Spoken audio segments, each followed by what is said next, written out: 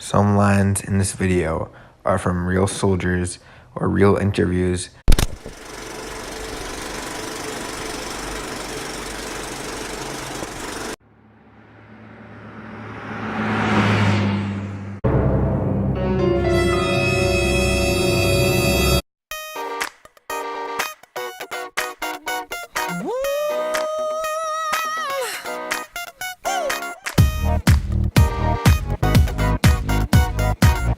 And here come Lieutenant Cross and Norman Bowker.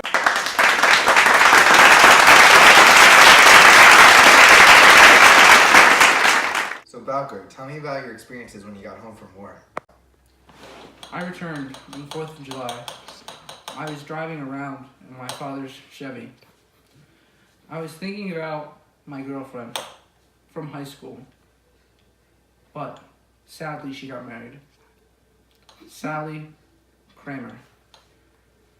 I thought about my other friend, Max Arnold, who had drowned in the lake.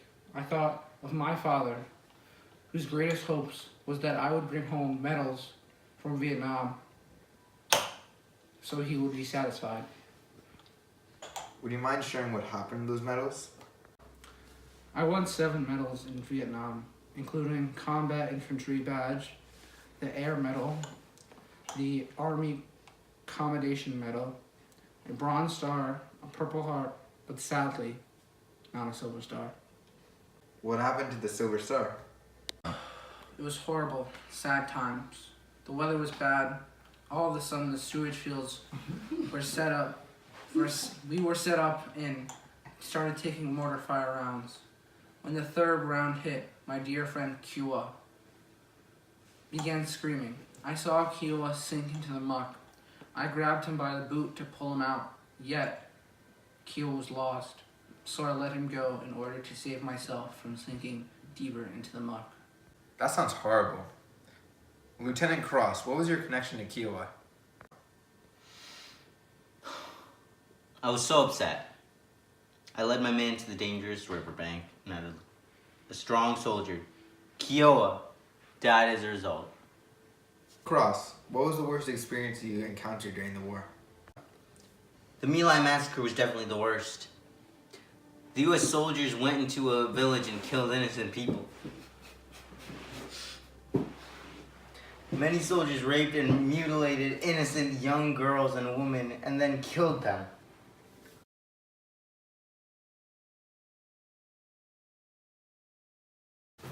What about you, Bowker? To be honest, I want to know what it was like to shoot someone and be shot back.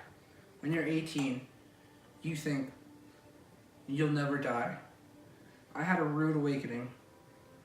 When you see someone shot, whether it's your buddy, whether it's an enemy, it's a life-changing moment. That sounds horrible. Bill Cosby, Bill What was your mindset during the war? All of my friends were dying, but the only way I could get my anger out was on the civilians. My sole purpose in the beginning was to stay alive and get out.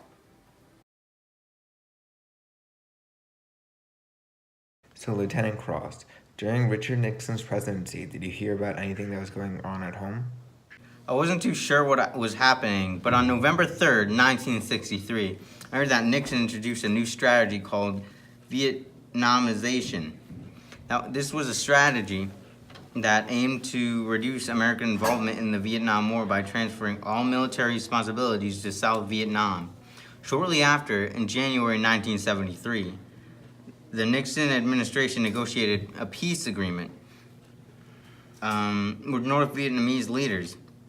Under the terms of the settlement, the U.S. agreed to withdraw its remaining troops with 60 days in exchange for an immediate ceasefire, the return of American prisoners of war, and North Vietnam's promise to recognize the legitimacy of South Vietnam's government and submit future disputes to an international commission.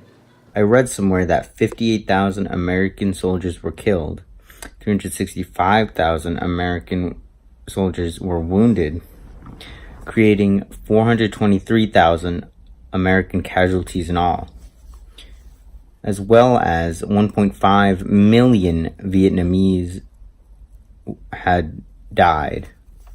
So Bowker, did you hear about anything that was going on during Lyndon B. Johnson's presidency? I heard that Johnson, he lived up to what Kennedy administration promised. He approved a few documents, including the SAM 273, the National Security Agency Memorandum on November 26, 1963, which was directed to the U.S. government to assist the people and the government of South Vietnam to win their contest against the extremely direct and support of the communist conspiracy.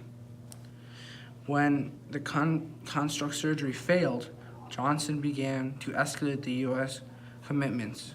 Johnson approved the Oakland Plan 34A-64 on January 16, 1964, calling for stepped infiltration and covert operations against the North to be transferred from Central Intelligence to the CIA military. Also, the credibility gap was growing large, as less people were trusting Johnson. Also, Johnson was sending 75,000 to 125,000 men to Vietnam. There were many anti-war protests. Many of the protests were led by the younger generation. There was a generation gap, which meant the younger and older generations had different views on war. There was a counterculture movement, also known as a hippie movement, and there were many marches and protests in attempts to end the war. On August 4th, 1964, President Lyndon B. Johnson announced that 2 days earlier, U.S. ships in the Gulf of Tonkin had been attacked by the North Vietnamese. Johnson dispatched U.S. planes against the attackers and asked Congress to pass a resolution to support his actions.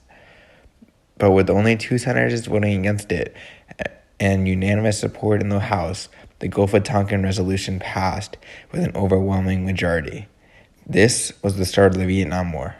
President Lyndon B. Johnson set up a great program called the Great Society, which main goal was the total elimination of poverty and racial injustice. Sadly, he was forced to divert funds from the war on poverty to the war in Vietnam. So Bowker, I heard about this new book, Things They Carried by Tim O'Brien. Do you have any thoughts on it? As I was reading this book by Tim O'Brien, I found this very interesting quote on page 162. It's about my life, Norman Bowker, on what it was like in Vietnam. No natural cover. It was so late at night. When they took a mortar fire round across the river, all they could do was shake down under the slop, lie there and wait. The field just exploded. Rain, slop, and shrapnel. It all mixed up together, and the field seemed to boil. This showed a lot of imagery. Lieutenant Cross, do you have any opinions on the book? Throughout my reading of the book, I found that O'Brien uses special diction throughout the book. In particular, the chapter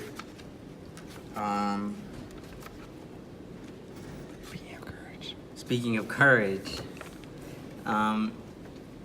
which gives the book a more dreamy feeling and lightens the dark, haunting reality of the war and its after effects. So Cross, how long did you guys fight for? 24 hours a day, 7 days a week. So much for coming, veterans. Thanks for having us.